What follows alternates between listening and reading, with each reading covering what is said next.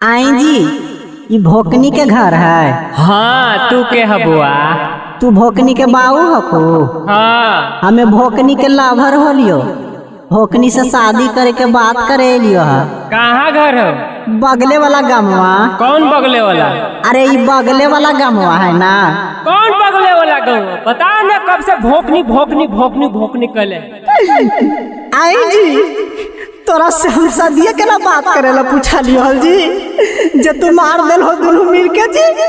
आए बताओ, हम कौची पूछा लियो? भाग गया से तेरी माँ के, तू हमरा मरन ही है, तोर खानदान उजड़ जीतो।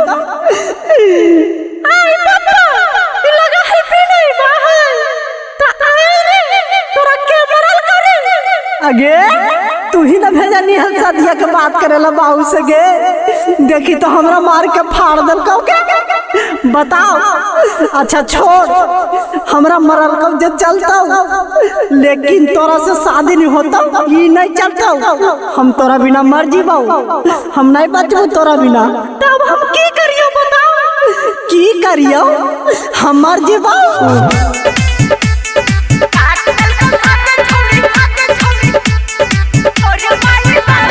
म्यूजिक बाय मंटू मनी।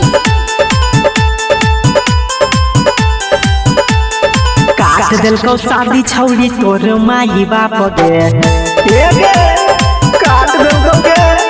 काट दिल को शादी छौड़ी तोर माई बाप गे। सोची सोची बहुत लोटो छतिया पर साप गे, छतिया पर साप गे।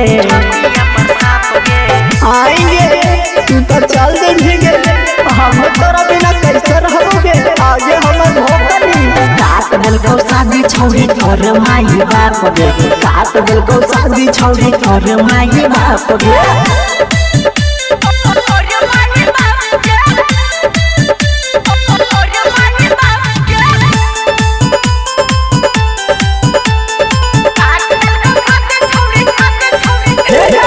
भाई बाप तोर छौड़ी दे ही दिल को कहर, तोरा बिना मर जइबो खाही के हम जहर।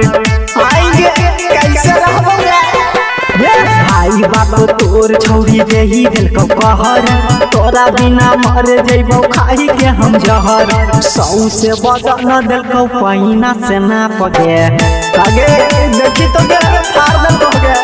काट दिल को शादी छौड़ी तोर माई बाप गे। सोची सोची बहुत लोटो छतिया पर साप गे, छतिया पर साप गे। आएंगे और मिलना जुलना भी ना बंद हो चुके, तोरो तो बंद कर दे तो गे। काट दिल को शादी छौड़ी तोर माई बाप गे, काट दिल को शादी छौड़ी तोर माई बाप गे।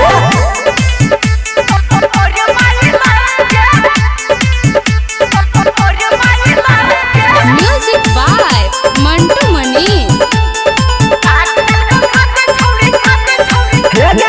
दुनू मिलके हमरा संग गइल को बरियारी, घरावा भेजाई के पिटोई निगरारी। आएंगे तू जाना है निगरारी। दुनू मिलके हमरा संग गइल को बरियारी, घरावा भेजाई के पिटोई निगरारी। बिनई नीरमल के मरल को चाप के, आगे दर्द कमार दल कहगे। काट दिल को शादी छौड़ी तोर माई बाप गे। सोची सोची बहुत लोटो छतिया पर साप गे, छतिया पर साप गे। आएंगे ये आखिरी बार न मिल रही है गे, फिर तो नहीं मिलनी, तावे को चुम्मा दे दे। काट दिल को शादी छौड़ी तोर माई बाप गे, काट दिल को शादी छौड़ी तोर माई बाप गे।